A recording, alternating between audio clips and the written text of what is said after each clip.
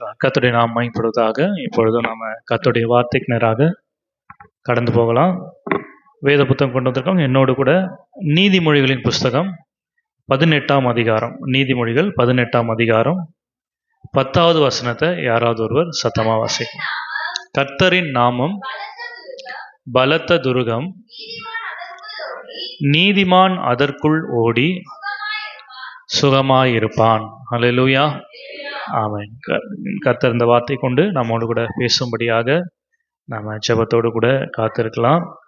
இங்கே வசனம் சொல்லுகிறது, ஒரு நீதிமான் சுகமாய் இருக்க வேண்டும் என்று சொன்னால் அவன் கர்த்தரின் நாமம் என்று சொல்லக்கூடிய ஒரு பலத்த துருகத்திற்குள்ள ஓடி போகும்போது கர்த்தர் அதனாலே அவனுடைய வாழ்க்கையில சுகத்தை கட்டளையிடுகிறார். அல்லேலூயா, ஆமென்.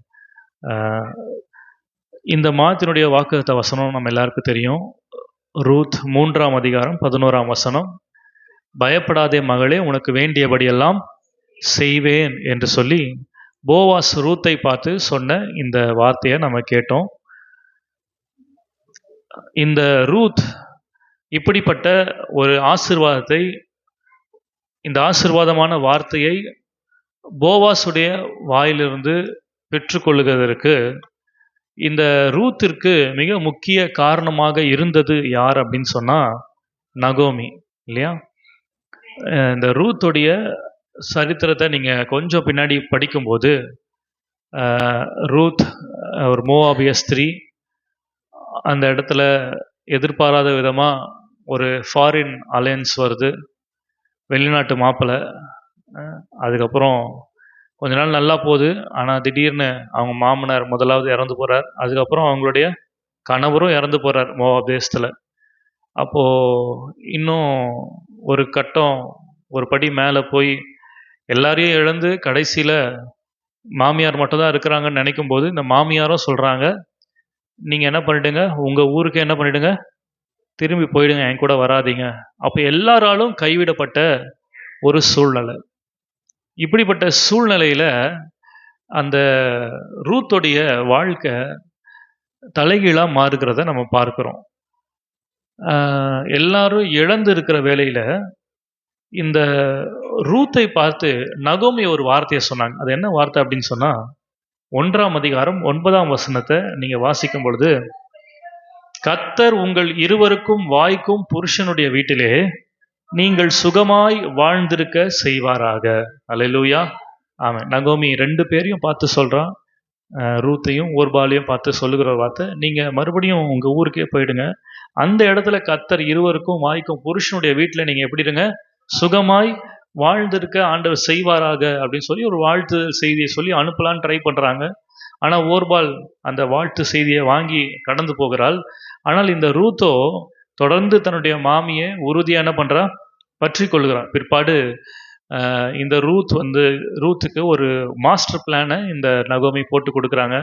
அதன்படி அந்த ராத்திரியில போவாசுடைய காலின் கீழே அவள் படுத்த போது தான் அவள் எழுந்து பார்க்கும்போது இந்த மாதத்தினுடைய வாக்குத்த வசனத்தை சொன்னான், பயப்படாதே மகளே, உனக்கு வேண்டியபடியெல்லாம் செய்வேன் அப்படின்னு சொன்னான்.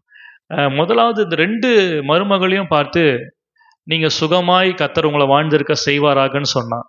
அந்த காரியம் முடிந்து பிற்பாடு மறுபடியும் 3ஆம் அதிகாரத்தையும் முதல் வசனத்தை நீங்கள் வாசிக்கும் பொழுது நகோமி ரூத்தை பார்த்து, என் மகளே, நீ சுகமாய் வாழ்ந்திருக்கும்படி நான் உனக்கு சௌக்கியத்தை தேடாதிருப்பேனோ என்று சொல்லி அவள் சொல்லுகிறார். அல்லேலூயா, ஆமென். 2 வார்த்தைகள் இந்த 4 அதிகாரத்தில் இந்த நகோமியுடைய இருதயம் பாருங்க எப்படிப்பட்டதா இருக்குதுன்னா, நான் ஒருவேளை சுகமாக இருக்கிறனோ இல்லையோ அது பிரச்சனை இல்லை, என்னுடைய மருமக்கள் எப்படி இருக்கணும், சுகமாக இருக்கணும், அவங்க சுகமாக வாழ்ந்திருக்கணும் அப்படின்ற ஒரு மேலான இருதயத்தை இந்த நகோமி பெற்றிருந்தாள்.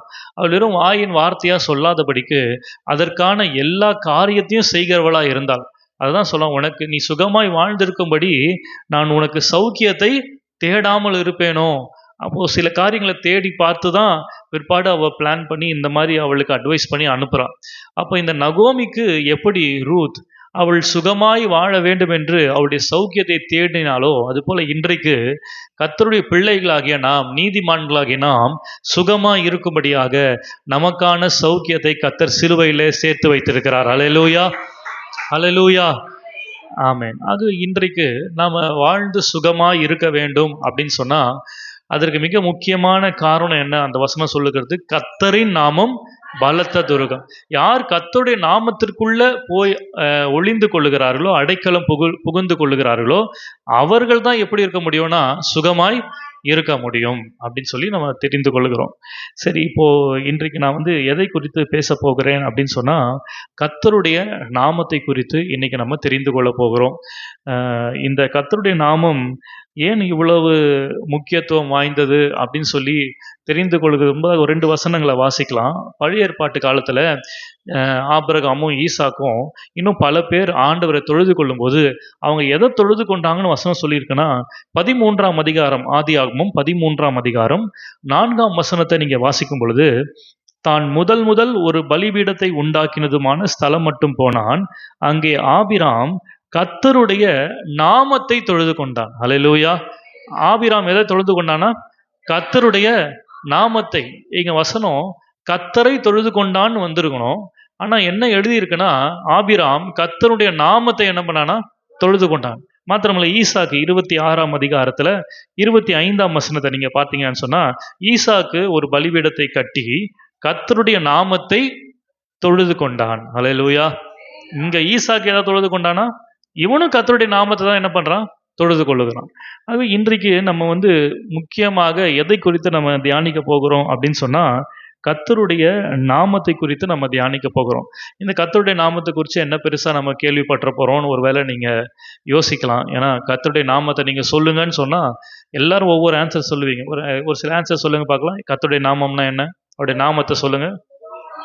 யெகோவா ஈரே, ம் யெகோவா ஷம்மா, ம் யெகோவா ஷாலோம், ஒசேனோ, ம் ம் சொல்லிடு, அந்த ஏசாயா வசனத்தை சொல்லிடு. பார்த்தீங்களா, ஒவ்வொருத்தரும் ஒவ்வொரு ஆன்சர் என்ன பண்ணுறீங்க நீங்கள் சொல்லி. இதெல்லாம் யாருன்னா எது என்ன சொல்லணும்னா கர்த்தருடைய நாமத்தை குறித்து நம்ம சொல்லணும். ஆனால் இன்றைக்கு நீங்கள் சொல்லாத அல்லது இது போய் கர்த்தருடைய நாமமா அப்படின்னு நீங்கள் கொஞ்சம் ஆச்சரியப்படத்தக்கதாக ஒரு வார்த்தையை நம்ம இன்னைக்கு தியானிக்க போகிறோம். ஆகவே இந்த வசனத்தின் வெளிப்பாடு உங்களுக்குள்ள கடந்து வரும்போது நிச்சயமாக அந்த வார்த்தை உங்களுடைய வாழ்க்கையில் கிரியை செய்ய உண்மையுள்ளதாக இருக்கிறது. ஹல்லேலூயா. எப்பொழுதெல்லாம் ஒரு வெளிப்பாடு கடந்து வருகிறதோ, ஒரு வெளிப்பாடோடு கூட ஒரு செய்தி பிரசங்கிக்கப்படுகிறதோ, அந்த வெளிப்பாடு நம்முடைய மனக்கண்களை பிரகாசமாக்கும் போது, பெற்றுக்கொள்ளும் போது அது நிச்சயமா நம்முடைய வாழ்க்கையை மாற்றக்கூடிய வல்லமை அந்த வெளிப்பாட்டுக்கு உள்ளது. எத்தனை பேர் அதை நம்புறீங்க? ஆமென். போன வாரத்தில் நம்ம சிசேராவை குறித்து நம்ம வாசித்தோம் இல்லையா? சிசேராவின் உடல் நிலத்துக்கு என்னவா போச்சா? எருவா போனது. அப்போ நான் சொன்னேன் போன வாரம், இங்க நம்முடைய சரீரங்கள்ல என்னென்ன பிரச்சனை, என்னென்ன பலவீனங்கள்லாம் உள்ளுக்குள்ள இருக்குதோ அதெல்லாம் அந்த மனித கழிவினாலே எசேக்கியேல் தீர்க்கதரிசி ஒரு அடைய சுடும்படியாக ஆண்டவர் சொன்னார் இல்லையா? அப்போ உங்க கழிவின் மூலமா உங்க சரீரத்தை வெளியே வரும் அப்படின்னு சொல்லி போன வாரத்தில் நான் பேசியிருந்தேன். அது வந்து 2வது குறிப்புன்னு நினைக்கிறேன். ஆனால் அங்கே செட்டியாரகத்தில் போன வாரம் என்னால் முதல் குறிப்பு மட்டும்தான் பேச முடிஞ்சு. அடுத்த 2 குறிப்பு பேசுறதுக்கு டைம் இல்லை. ஆல்ரெடி இங்கே வந்து ஃபோன் வேறு வந்துச்சு, டைம் ஆகிடுச்சு அப்படின்னு சொல்லி. அதனால் சீக்கிரமாக முடிச்சுட்டு இங்கே வந்துட்டேன். ஆகவே அந்த சிசராவை குறித்து கடந்த வெள்ளிக்கிழமை அங்கே உபவாச ஜெபத்தில் இதே இங்கே பேசின அதே காரியத்தை அங்கே சொல்லியிருந்தேன். அப்போ இன்னைக்கு காலையில் அங்கே போரூரில் ஒரு சகோதரி வந்து சாட்சி சொன்னாங்க. என்ன சொன்னாங்கன்னா, ஒரு 10 வருஷத்துக்கு முன்பதாக அவங்களுக்கு வந்து நைட்டு தூங்கிட்டு இருக்கும்போது திடீர்னு கை கால்லாம் செயலிழந்து ஒரு மாதிரி மூச்சு திணறி ஒரு மாதிரி வாமிட் வந்து ஒரு மாதிரி ரொம்ப அன்கான்ஷியஸ் ஸ்டேட்குள்ளே போகிற மாதிரி இருந்தது. உடனே டேவிட் பாஸ்டருக்கு ஃபோன் பண்ணி வீட்டுக்கு வந்து நைட்டு 1:30 மணிக்கு வந்து ஜோம் பண்ணார். அதுக்கப்புறம் காலையில் நாங்கள் போய் ஹாஸ்பிட்டலில் போய் செக் பண்ணும்போது எனக்கு ஸ்ட்ரோக் வந்திருக்கு அப்படின்னு சொல்லி ஸ்ட்ரோக்குன்னு சொல்லி டாக்டர் சொன்னாங்க. அதனால் அன்னிலேருந்து வந்து கிட்டத்தட்ட ஒரு 10 வருஷமாக அவங்க டெய்லி வந்து ஸ்ட்ரோக்குக்காக மாத்திரை எடுத்துக்கிட்டு வந்திருக்கிறாங்க. அப்போது அன்னைக்கு போன புதன்கிழமை வந்து ஏதோ ஒரு கல்யாணத்துக்கு போயிட்டு அங்கே நைட்டு பிரியாணி சாப்பிட்டுட்டு வீட்டுக்கு வந்திருக்கிறாங்க. வீட்டுக்கு வந்து நைட்டு தூங்கும் போது டயர்டில் அந்த ஸ்ட்ரோக்குக்கு போட வேண்டிய மாத்திரை என்ன பண்ணலையா, போடாமல் தூங்கிட்டு இருக்காங்க. திடீர்னு நைட்டு 2 மணிக்கு முழிப்பு வந்து அவங்களால தூங்க முடியலையா. ஃபஸ்ட்டு அவங்க அனுபவித்த அதே வேதனைகள், அதே காரியங்கள் எல்லாம் அவங்க சரீரத்தில் காண்பிக்கப்படுது. கண்ணை மூட முடியல, கண்ணு ஒரு மாதிரி கொல கொலன்னு ஆயிடுச்சுன்னு சொன்னாங்க. கண்ணை மூடி தூங்கலான்னு ட்ரை பண்ணாங்க, கண்ணை மூட முடியல. அப்படின்னு சொல்லி நிறைய காரியங்களை சொன்னாங்க. இந்த காரியங்கள்லாம் சொல்லி அடுத்த நாள் போய் அவங்க ஹாஸ்பிட்டலில் செக்கப் பண்ணி, அவங்க பயந்துட்டு சின்ன ஹாஸ்பிட்டலுக்கு போயிட்டு எங்கெல்லாம் பிளட் டெஸ்ட் எடுக்க வேணாம்னு சொல்கிறாங்களோ அந்த மாதிரி ஹாஸ்பிட்டலில் போய் சின்னதாக ஒரு மாத்திரை வாங்கி போட்டு அவங்கள தங்களே திடப்படுத்திக்கிட்டு எனக்கு ஒன்றும் இல்லை அப்படின்ற மாதிரி அவங்க இது பண்ணியிருக்கிறாங்க. ஆனாலும் அது சரியான மாதிரி இல்லை. இதே பிரச்சனையோடு கூட அன்னைக்கு வெள்ளிக்கிழமை வந்து அந்த செய்தியை கேட்டும்போது நான் சொன்னது போல் உங்கள் சரீரத்தில் என்னென்னலாம் பலவீனம், உள்ளுக்குள்ள என்ன பிரச்சனை இருந்தாலும் அது இப்பொழுது ஆண்டவர் வெளியேற்றுகிறார். அது ஒருவேளை கழிவின் மூலமா இருக்கலாம், எது வழியா உள்ளுக்குள்ள இருக்கிறத கர்த்தர் வெளியேற்றுகிறார் அப்படின்னு சொல்லி பேசிட்டு இருக்கும்போது, பேசி முடிச்சுட்டு ஜெபம் பண்ணும்போது அவங்க சொன்னாங்க, பாஸ் இந்த வார்த்தையை பேசிட்டு இருக்கும்போது ஜெபம் பண்ணிட்டு இருக்கும்போது எனக்குள்ள இருந்து திடீர்னு என்ன ஆச்சுது, அப்படியே வேர்த்து கொட்டுச்சு, ஒரே வேர்வையா வந்துருச்சு. அது வரைக்கும் பயங்கரமா என்னால் முடியல, உட்கார முடியல. நான் உட்காரும் போது கூட பக்கத்தில் ஒரு சேரை சப்போர்ட் வச்சு தான் உட்காந்துட்டு இருந்தேன். ஆனால் என்ன நடந்ததுன்னே தெரியல. திடீர்னு எனக்கு ஃபுல்லாக வேர்த்து ஊற்றி கண்ணு வழியாக காது வழியெல்லாம் காற்றுலாம் ஏதோ வெளியே போன மாதிரி இருந்தது.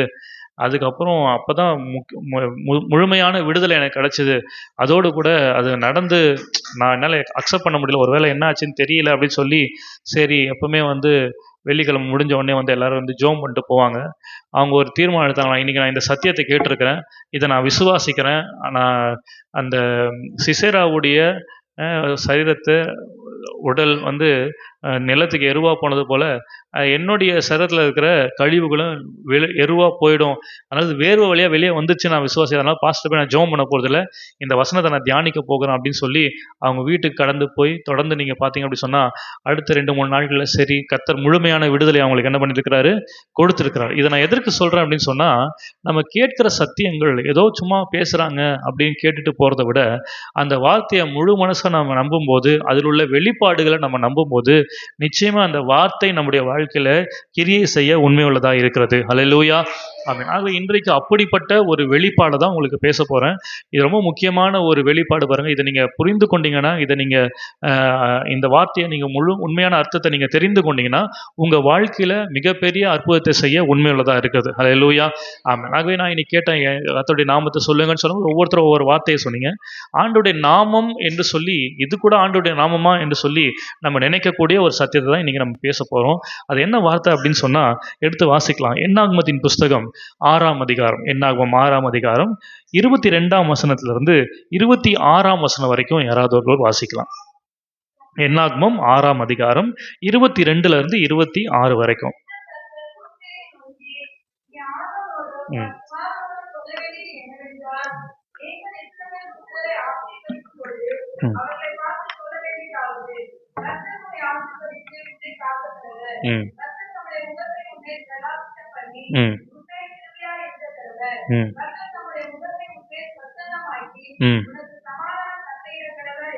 ஆமென், ஹல்லேலூயா. இது எல்லாருக்குமே தெரிந்த ஒரு வசனம் தான். அடிக்கடி இந்த வசனத்தை நீங்கள் என்ன பண்ணியிருப்பீங்க, படிச்சிருப்பீங்க.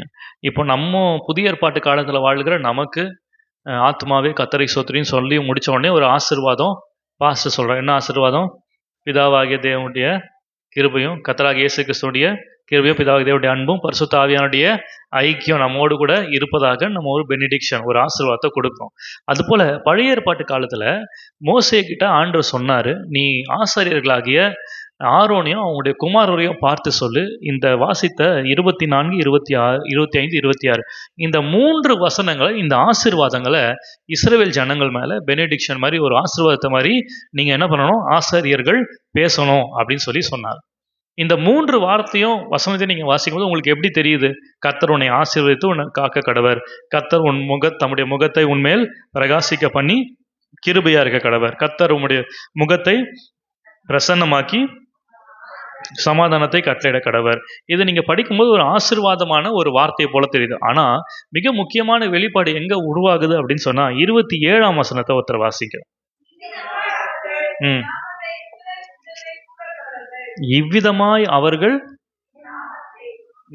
என்னது நாமத்தையா? அந்த 3 வசனத்துல ஆண்டவர் ஏதாச்சும் அவருடைய நாமத்தை குறித்து சொல்லியிருந்தாரா? இல்லையா? ஆண்டவர் சொன்னதெல்லாம் உன்னை ஆசீர்வதிப்பேன், உன்னை காப்பேன், பிரகாசம், என் முகத்தை பிரசன்னமாக்குவேன், என் முகத்தை உண்மையை பிரகாசிக்க பண்ணுவேன், சமாதானத்தை கட்டளையிடுவேன். இந்த 3 ஆசீர்வாதங்களை ஆண்டவர் என்ன சொல்றான்னா, இது என்னுடைய நாமம். ஹல்லேலூயா, ஆமென். இவ்விதமா இந்த ஆசீர்வாதத்தை நீங்க சொல்லும்போது, என் நாமத்தை நீங்க அவர்கள் மேல கூறுகிறீர்கள். ஹல்லேலூயா. ஆமென். பாருங்க, இன்றைக்கு ஆண்டவருடைய நாமம் அப்படின்னு சொன்னா, நம்ம அநேக காரியங்கள நம்ம மேலோட்டமா நினைக்கிறோம். நான் கண்டுபிடித்த ஒரு காரியம் என்னன்னா, ஆண்டவருடைய நாமத்த இதுதான் அப்படின்னு சொல்லி, இதுதான் ஆண்டவருடைய நாமம் அப்படின்னு ஒருவராலும் வந்து அ ஆணித்தரமா பேசிட முடியாது. ஆண்டவருடைய நாமம் வந்து மோசேக்கு ஆண்டவர் சொல்லும்போது, உங்க நாமம் என்னன்னு கேட்கும்போது, ஆண்டவர் சொல்றாரு, என்னுடைய நாமம் இருக்கிறவராகவே இருக்கிறேன். ஐ ஆம் தட் ஐ ஆம். உண்மையான தமிழ் டிரான்ஸ்லேஷன், நானே. நான் என்பதுதான் என்னுடைய பெயர், போய் சொல்லு அப்படின்னு சொன்னார். இன்னொரு ஆகார் சொல்றாங்க, க இல்ல, இல்ல. இன்னும் பல பரிசுத்தவான்கள் சொல்றாங்க, கர்த்தருடைய நாமத்துக்கு ஒவ்வொரு பேரை கொடுக்குறாங்க. அவர் யெகோவா ஈரே, யெகோவா ராஃபா, யெகோவா ஷாலோம், யெகோவா ஷம்மா அப்படின்னு சொல்லி பல உதாரணங்கள, பல காரியங்கள, அதிசயமானவர், ஆலோசனை கர்த்தர் இதெல்லாம் சொன்னாலும், இங்க ஆண்டவர் பாருங்க, இதுதான் ஆண்டவருடைய நாமம் அப்படின்றத வந்து நம்மளால வந்து வெளிப்படையா சொல்லிட முடியாது. இதுதான் கரெக்ட்டான அவருடைய நாமம். சிலர் சொல்லுவாங்க யெஷுவா அதுதான் ஆண்டவருடைய நாமம். இல்ல YHWH இதுதான் ஆண்டவருடைய நாமம் அப்படின்னு சொல்லி கரெக்ட்டா ஒரு காரியத்த உங்களால சொல்ல முடியாது. ஏன்னா, நீங்க தொடர்ந்து நீங்க வாசித்து திடீர்னு ஒரு நாள் ஆண்டவர் இதுதான் என்னுடைய நாமம்னு சொல்லி உங்கள சர்ப்ரைஸ் பண்ணுவார். ஒழுங்கா நீங்க படிச்சுட்டு வந்தீங்கன்னா. ஆகவே இப்படி இன்னைக்கு நம்ம தெரிந்து கொள்ள போறது என்னன்னா, இதுதான் ஆண்டவருடைய நாமம் நான் பிரசங்கிக்க போறதில்ல. ஆண்டவருடைய நாமத்தினுடைய ஒரு பகுதியை இன்னைக்கு நம்ம தெரிந்து கொள்ள போறோம். ஒரு பகுதின்னு சொல்லும்போது, இதுவும் ஆண்டவருடைய நாமம். இத நான் அறிந்து கொள்ளும்போது எனக்கு என்ன ஆசீர்வாதம் கிடைக்கும் அப்படின்றத நம்ம இன்னைக்கு தியானிக்க போகிறோம். ஆகவே அந்த 3 வசனங்கள ஒன்றன் பின் ஒன்றாக நம்ம தியானிக்க போகிறோம். நிச்சயமா நான் சொன்னது போல இந்த வசன வெளிப்பாடு உங்க வாழ்க்கையில ஒரு ஆசீர்வாதத்தை கொண்டு வரும் என்பதுல சந்தேகமே இல்லை. ஹல்லேலூயா. ஆமென். இங்க வாசிக்கும் பொழுது ஆசீர்வாதத்தை சொல்லிட்டு ஆண்டவர் சொல்றார், இது என் நாமம்னு சொல்றார். இந்த வேதம் முழுவதும் நீங்க பார்த்தீங்கன்னா, எங்கெல்லாம் ஆசீர்வாதம் வருதோ அங்கெல்லாம் பெயர் சொல்லப்படுகிறத, ஒரு நாமம் சொல்லப்படுகிறத நீங்க பார்க்க முடியும். ஆசீர்வாதத்துக்கும் ஒரு நாமத்துக்கும் ஒரு கனெக்ஷன், ஒரு தொடர்பு இருக்கிறத நீங்க பார்க்க முடியும். உதாரணமா பாருங்க. ஆண்டவர் வந்து ஆபிராம் என்று சொல்லி இருந்த ஒரு மனிதனை கர்த்தர் என்னவா மாத்தினார்? ஆண்டவர் அவனை ஆசீர்வதிக்கும் போது என்ன மாத்துறாருன்னா, பேர் என்ன பண்றாரு? மாத்துறாரு. இனி உன் பேர் ஆபிராம் கிடையாது, ஆபிரகாம். உன் பேர் சாராய் கிடையாது, உன் பேரு சாரா. ஆசீர்வதிக்கும் போது என்ன மாறுது? பேர் மாறுது. அடுத்து அப்படியே வருவீங்க அப்படி சொன்னா, யாக்கோபுடைய வாழ்க்கையில பாருங்க, ஈசாக்கு கிட்ட வந்து இந்த ஆசீர்வாதத்தை பெற்றுக்கொள்ளும்படியாக இந்த யாக்கோபு வேஷம் மாறி அவங்க அண்ணனை போல ட்ரெஸ் பண்ணி என்னென்ன காரியம்லாம் செய்யணுமோ போய் அவங்க அப்பாட்ட போகும்போது, அவங்க அப்பா கேட்ட முதல் விஷயம் என்ன தெரியுமா? மகனே, நீ யார்? உன் பேர் என்ன? அவன் சொல்றான், நான் யாரு? ஏசா. ஏசாவுடைய பேரை சொன்ன உடனே அங்க என்ன கொடுக்கப்படுகிறது? ஒரு ஆசீர்வாதம். அடுத்தது வந்து உண்மையான ஏசா வரும்போது அப்பா சொல்றாரு, அவர் அப்படியே நடுங்கி போயிடுறாரு. அப்ப இதுக்கு முன்னாடி வந்தது யாரு அப்படின்னு சொல்லி அவன் அழுகுறான். இதுக்கு மேல உங்களால என்ன ஆசீர்வதிக்க முடியாதா அப்படின்னு சொல்லி கேட்கும்போது சொல்றாரு, இல்லப்பா நான் ஆசீர்வதிச்சதுதான் அப்படின்னு சொல்லி சொல்றாரு. பிற்பாடு நீங்க பாருங்க, இந்த யாக்கோபுடைய வாழ்க்கை எடுத்து பார்த்தீங்கன்னா, அவன் வந்து வெறும் கையா அவங்க வீட்டை விட்டு ஓடி போறான். ஆனா திரும்பி வரும்போது இரு பரிவாரங்களும் அவனுக்கு கிடைக்குது இல்லையா? இரு பரிவாரங்கள் கிடைத்தாலும் மிகுதியான பொருட்கள், செல்வங்கள், மக்கள் எல்லா செல்வமும் அவனுக்கு இருக்குது. ஆனா அவங்க அண்ணனை சந்திக்க வரும்போது மறுபடியும் ஒரு இடத்துல போய் தனியா என்ன ஜெபம் பண்றான்? சொல்லுங்க, என்ன ஜெபம் பண்றான்? ஆண்டவரே, நீர் என்னை ஆசீர்வதித்தால் ஒழிய உம்மை என்ன பண்ண மாட்டேன், போகணும். சரி, இப்ப மறுபடியும் ஆண்டவர் என்ன கேட்கிறாரு? உன் பேர் என்ன? அதுக்கு அவன் சொல்றான், என் பேரு யாக்கோபு. இல்ல, இனிமேட்டு உன் பேரு யாக்கோபு இல்ல, இனிமேட்டு உன் பேரு இஸ்ரவேல். இங்கே பாருங்க, ஆசீர்வாதத்தை கொடுக்கும்போது என்ன சேஞ்ச் ஆகுது? பேர் என்ன ஆகுது? சேஞ்ச் ஆகுது. பாருங்க, இன்றைக்கு இந்த பேருக்கும் ஆசீர்வாதத்திற்கும் ஒரு தொடர்பு இருக்கிறத நம்ம வந்து புரிந்து கொள்ள வேண்டும். நம்ம ஆண்டவராகிய இயேசு கிறிஸ்துவை ஏற்றுக்கொள்ளும் போது கூட கர்த்தர் நம்ம எதற்கு பேர்லாம் மாற்றுவோம் அப்படின்னு சொன்னா, அது பேர் மாற்றணுன்றது அவசியம் கிடையாது. ஒரு ஒரு சிம்பாலிக்கா நம்ம பண்றோம். என்ன பண்றோம்? இந்த பிரேயரை மாற்றுக்கிறதுனால கர்த்தர் தம்முடைய ஆசீர்வாதத்தை இந்த காணியாட்சிக்கு வெளியே இருந்த நான், தேவனுடைய ராஜ்யத்துக்கு வெளியே இருந்த நான், இந்த ராஜ்யத்துக்குள்ள வந்ததுனால கர்த்தர் கொடுக்கிற புது பெயரால நான் அழைக்கப்படுகிறேன். அல்லேலூயா. அதனால அவருடைய ஆசீர்வாதத்திற்கு நான் சுதந்திரவாளியாய் மாறிவிடுகிறேன் என்று சொல்லக்கூடிய ஒரு காரணத்தினால நம்ம வந்து பேரை சில நேரத்தில் நம்ம மாற்றிக்கொள்கிறோம். அதில் எந்த ஒரு தவறும் கிடையாது. ஆனால் அதே வேளையில் கர்த்தருடைய நாமத்தை குறித்து நம்ம தெளிவாக நம்ம அறிந்து கொள்ள வேண்டியது அவசியமாக. ஏன்னா நீதிமானுக்கு எங்க சுக வாழ்வு இருக்குன்னா, கர்த்தருடைய நாமத்தை அறிய வேண்டிய விதத்துல அறிந்தால் மாத்திரமே நீதிமான் சுகமா இருக்க முடியும். பாருங்க, நான் சொன்ன எல்லார்ட்டையும் கேட்டேன், கர்த்தருடைய நாமம்னா ஒவ்வொருத்தரும் ஒவ்வொரு பேரை சொன்னீங்க. இப்ப சொன்னதுனால ஒண்ணு தெரியுது, உங்களுக்கு கர்த்தருடைய நாமம் தெரிந்திருக்கிறது, அல்லது நீங்க எல்லாரும் கர்த்தருடைய நாமத்தை அறிந்திருக்கிறீங்க. நீங்க கர்த்தருடைய நாமத்தை அறிந்திருக்கிறீங்க அப்படின்னு சொன்னதுனால எல்லாரும் சுகமா இருக்கிறீங்களா? இல்லையா? நான் கர்த்தருடைய நாமத்தை அறிந்திருக்கிறேன், ஆனா நான் ஏன் சுகமா இல்லை? அப்படின்னா என்ன அர்த்தம்? நான் அறிய வேண்டிய பிரகாரம் கர்த்தருடைய நாமத்தை என்ன பண்ணல, அறியல. அப்படின்றதுனால தான் எனக்கு என்ன இல்லை, சுகம் இல்லை. அப்போ கர்த்தருடைய நாமத்தை அறிய வேண்டிய பிரகாரமாக அறிந்து கொள்கிறதுக்கு தான் இந்த 3 வசனங்களை இன்றைக்கு நம்ம வாசிக்க போகிறோம். ஆகவே முதலாவது அந்த சொல்லப்பட்ட ஆசீர்வாதத்தை நம்ம வாசிக்கலாம். 24ஆம் வசனத்தை வாசிங்க. கர்த்தர் உன்னை ஆசீர்வதித்து உன்னை காக்க கடவர். அல்லேலூயா. முதலாவது ஆசீர்வாதம், அவருடைய நாமத்திலிருந்து முதலாவது ஆசீர்வாதம் என்னன்னா, கர்த்தர் உன்னை ஆசீர்வதித்து உன்னை என்ன பண்ண கடவர், காக்க கடவர். இதுதான் நீதிமொழிகள் 10:22 வாசிக்கிறோம். கர்த்தரின் ஆசீர்வாதமே ஐஸ்வர்யத்தை தரும், அதனோடு அவர் என்ன பண்ண மாட்டாரா, வேதனையை கூட்டார். பாருங்க, இந்த கர்த்தரின் ஆசீர்வாதம் அப்படின்னு சொல்லும்போது நம்ம என்ன நினைக்கிறோம், கர்த்தரின் ஆசீர்வாதம் உனக்கு ஐஸ்வர்யத்தை கொடுக்கும், அதனோட அவர் என்ன பண்ண மாட்டாரு, வேதனையை கூட்டார் அப்படி வசனத்தை சொல்லும் போதே நம்ம மைண்ட் என்ன சொல்லுதுன்னா, அப்போ நம்ம கர்த்தரிடத்திலிருந்து ஆசீர்வாதத்தை பெறாம நாமளும் நம்முடைய சுயமா என்ன பண்ணலாம், ஆசீர்வாதத்தை பெற்றுக்கலாம் போல. அப்போ ஆண்டவர் என்ன சொல்ல வர்றாருன்னா, நீயா உன் வழியில போய் ஆசீர்வாதத்தை பெற்றுக்கிட்டனா அதுல என்ன இருக்கும், வேதனை இருக்கும். அப்படிதான் நம்ம புரிந்து கொள்ளுகிறோம். ஆனா இதே வசனத்தை நீங்க பழைய ஏற்பாட்டு காலத்துல வாழ்ந்த ஜனங்கள்ட்ட, பரிசுத்தவான்கிட்ட போய் சொன்னீங்கன்னா, எங்கெல்லாம் கர்த்தரின் ஆசீர்வாதம்னு வருதோ அவங்களாம் நம்மள மாதிரி ஆண்டவர்கிட்ட இருந்து கார் வருது, ஆண்டவர்கிட்ட இருந்து பைக் வருது, ஆண்டவர்கிட்ட இருந்து வீடு வருது அப்படின்னு யோசிக்க மாட்டாங்க. கர்த்தரின் ஆசீர்வாதம்ன்ற வார்த்தையை சொன்ன உடனே அவங்களுக்குலாம் டைரக்டா எங்க மைண்டு போகும்னா, என்னாகமம் 6ஆம் அதிகாரம் 24, 25, 26. ஏன்னா அதுதான் என்னதுன்னா கர்த்தரின் ஆசீர்வாதம். ஏன்னா கர்த்தரின் ஆசீர்வாதத்தை ஜனங்களோடு கூட அவர் சொல்றார். அந்த 3 வசனங்கள் தான் கர்த்தரின் ஆசீர்வாதம். அதனால தான் இங்க வசனம் சொல்லி கர்த்தரின் ஆசீர்வாதமே, அந்த 3 வசனங்களே ஐஸ்வர்யத்தை தரும், அதனோட என்ன கூட்டாரா, வேதனை கூட. நம்ம என்ன நினைக்கிறோம், கர்த்தரின் ஆசீர்வாதம் கர்த்தரிடத்துல ஏதோ ஒன்று வருது போல அப்படின்னு நம்ம நினைக்கிறோம். நம்ம இப்படிதான் புரிந்து கொள்வோம். ஏன்னா நம்ம அந்த காலத்துல வாழல, அவங்களுடைய சைக்காலஜி நமக்கு தெரியாது, அவங்க எப்படி வேதத்தை பார்த்தாங்க நமக்கு தெரியல. ஆனா அவங்கள பொறுத்த வரைக்கும் வாரம் சபைக்கு போகும்போதெல்லாம் கர்த்தரின் ஆசீர்வாதத்தை ஆரோன், அங்க இருக்கிற ஆசாரியர்கள் நம்ம மேல என்ன பண்ணுவாங்க, கூறுவாங்க. அந்த ஆசீர்வாதம் தான் நமக்கு என்ன கொண்டு வரும்னா, ஐஸ்வர்யத்தை கொண்டு வரும் அப்படின்னு அவங்களுக்கு தெரிஞ்சதுனாலதான் த பிளெஸிங் அப்படின்னு சொல்லி போடப்பட்டிருக்கு. த பிளெஸிங், கர்த்தரின் ஆசீர்வாதங்கள் கிடையாது. த பிளெஸிங்னா ஒரு குறிப்பிட்ட ஒரு வார்த்தையை ஒரு பிளெஸிங்கை சொல்றாங்க. அதுக்கு பேர் தான் என்ன, அந்த எண்ணாகமத்துல சொல்லப்பட்ட அந்த ஆசீர்வாதம். அந்த ஆசீர்வாதமே ஐஸ்வர்யத்தை தரும் அப்படின்றத நம்ம புரிந்து கொள்ள முடியும். அது மாத்திரமல்ல, இதே வார்த்தையை கர்த்தரின் ஆசீர்வாதம் ஐஸ்வர்யத்தை தரும்ன்றது ஆங்கிலத்துல the blessing of the Lord makes one rich.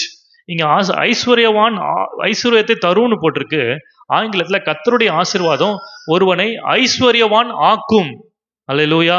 கர்த்தரின் ஆசீர்வாதம் என்ன ஆக்குமா, ஒருவனை ஐஸ்வர்யவான் ஆக்கும். இன்னொரு விதத்துல சொல்லணும்னா, கர்த்தரின் ஆசீர்வாதம் இஸ் ஈக்குவல் டு கர்த்தருடைய நாமம்.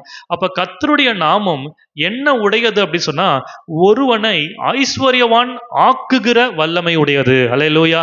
கர்த்தருடைய நாமத்துக்கு என்ன உண்டுனா, ஆக்குகிற வல்லமை உண்டு. இன்னைக்கு நம்ம நம்ம வாழ்க்கையில இப்படி ஆகணும் அப்படி ஆகணும்னு சொல்லி பல கனவுகளை நம்ம வைத்திருக்கிறோம்.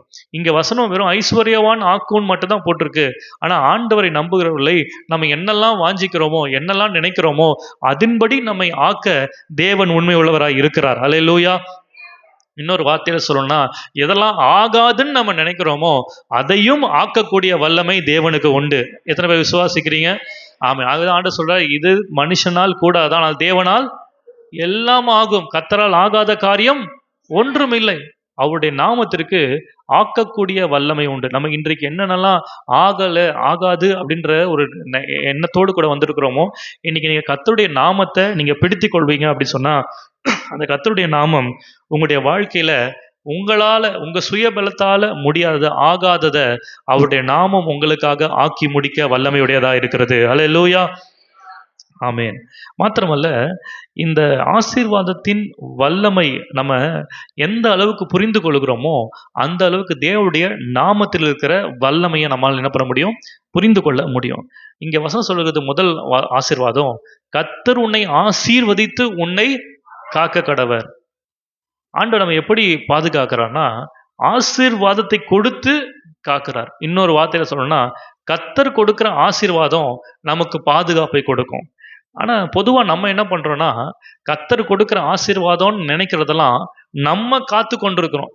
உதாரணமா, ஒரு கார் ஆண்டவர் கொடுத்துட்டாருன்னா, அத பாதுகாக்கிறதுக்கு நம்ம என்ன பண்றோம்?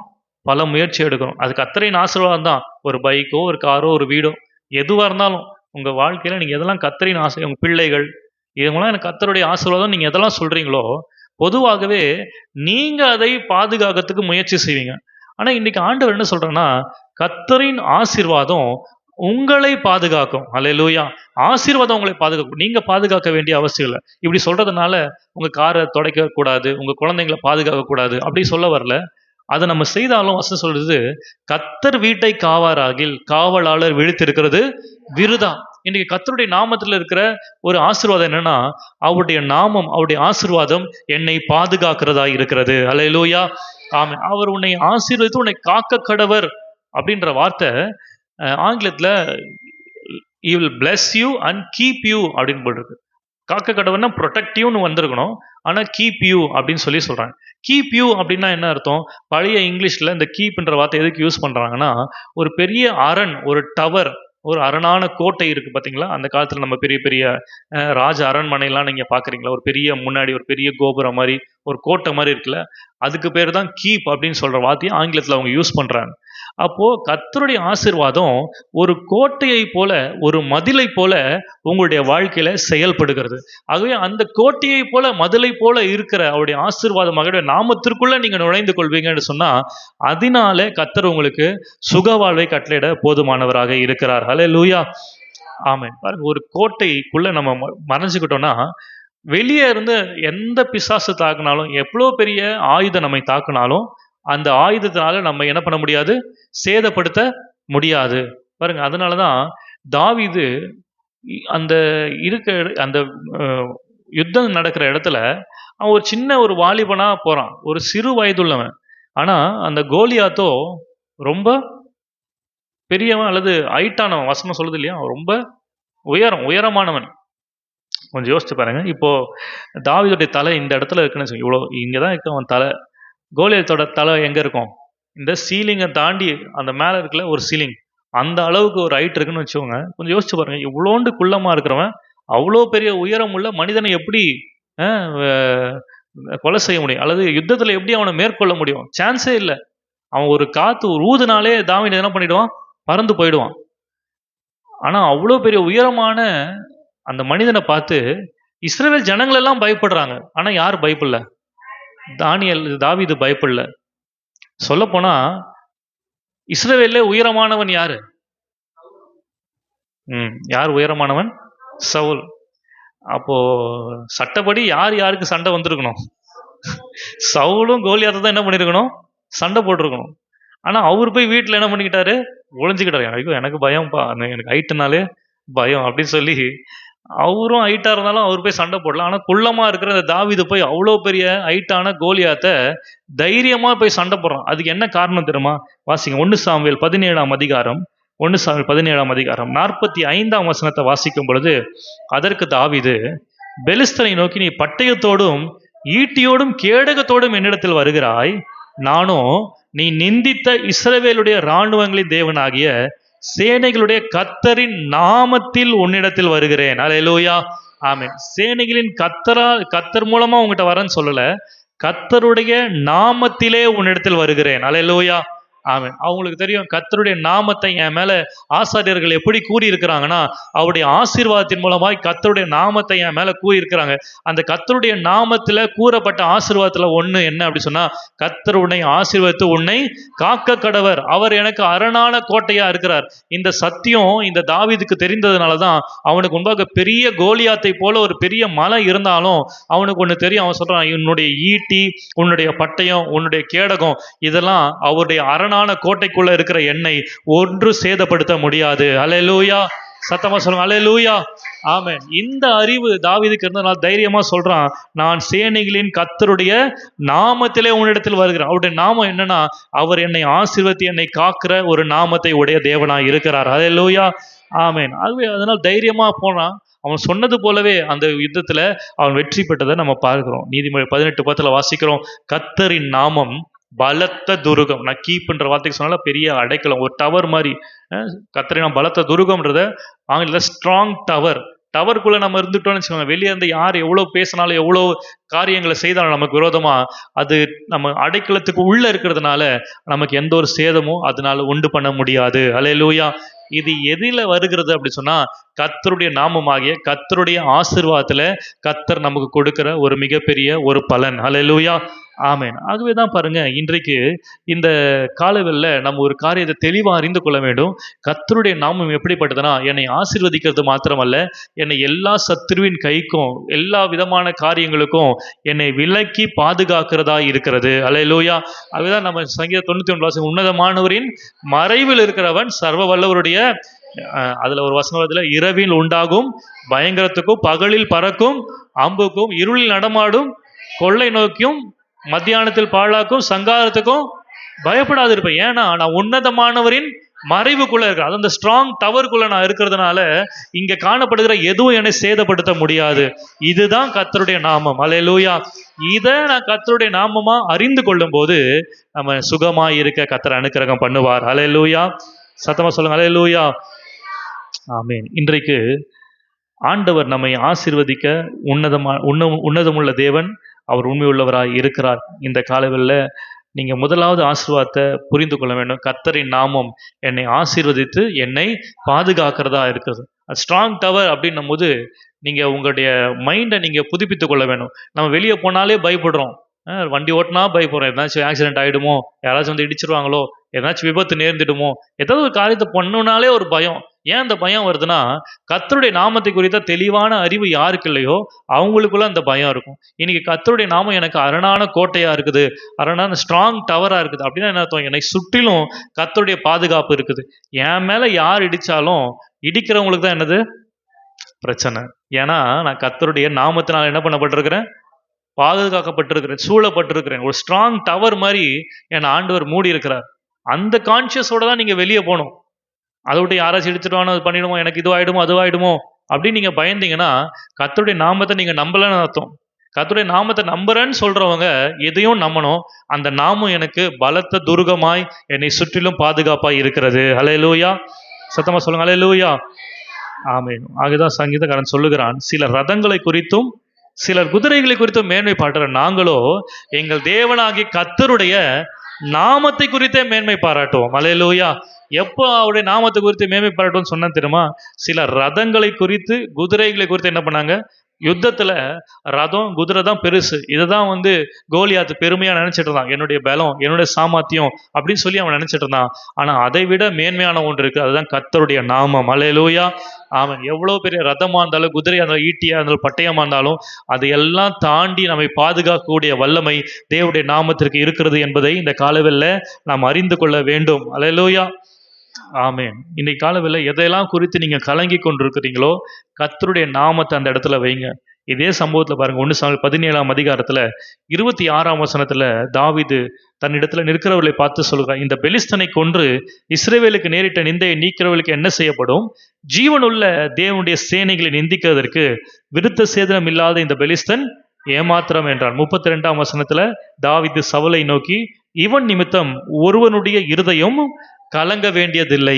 இன்னைக்கு என்னென்ன காரியம்லாம் உங்களை அழித்து விடுமோ, சேதப்படுத்தி விடுமோன்னு சொல்லி கலங்கி கொண்டிருக்கீங்களோ அதை குறித்து கலங்காதீங்க. கர்த்தருடைய நாமம் உங்களுக்கு பலத்த துருகமா இருக்கிறதுனால கோலியாத்தை போன்ற பெரிய பிரச்சனை வந்தாலும் கர்த்தர் அது நம்ம எந்த ஒரு சேதமும் படுத்தாதபடிக்கு கர்த்தர் தம்முடைய பாதுகாப்பை நம்ம மேல் வைத்து நம்மை ஆசீர்வதிக்க அவர் உண்மை உள்ளவராய் இருக்கிறார். அல்லேலூயா. ஆமென். அவன் சொல்லுகிறான் பாருங்க, 45 நானோ நீ நிந்தித்த இஸ்ரவேலுடைய இராணுவங்களின் தேவனாகிய சேனைகளுடைய கர்த்தரின் நாமத்திலே உன்னிடத்துல வருகிறேன். அல்லேலூயா.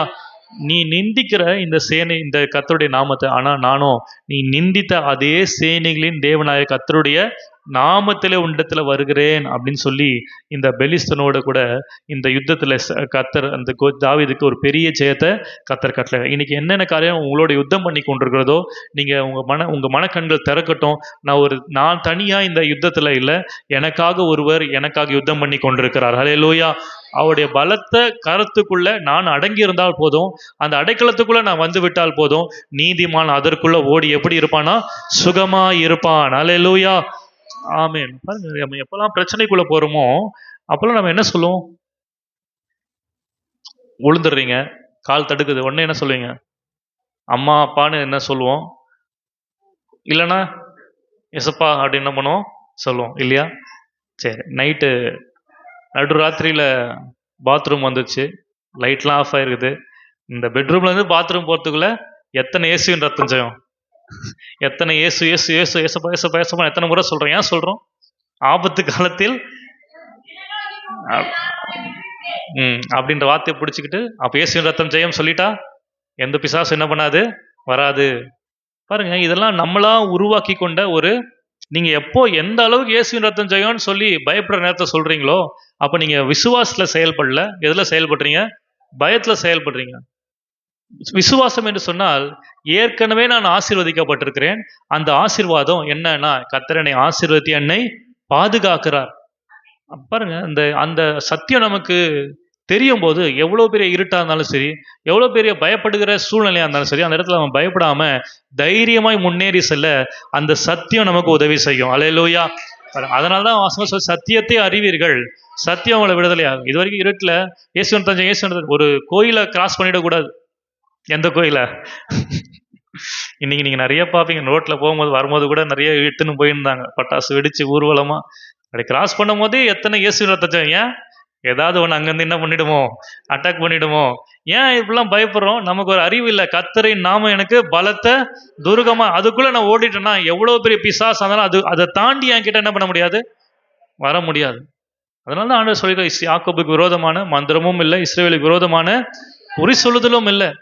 இதெல்லாம் நம்பி நம்ம பயப்படுறோம்னா கர்த்தருடைய நாமத்தை குறித்த தெளிவான அறிவு இல்லை. சும்மா இயேசு, அவருடைய நாமனா இயேசு, யெகோவா ராஃபா, யெகோவா ஈரே, இதை தெரிந்து கொள்கிறது ஆண்டவருடைய நாமத்தை தெரிந்து கொள்கிறது இல்லை. இது எல்கேஜி ஸ்டூடெண்ட்டை போய் சொல்லி கொடுத்து சொல்ல சொன்னாலும் சொல்லுவாங்க.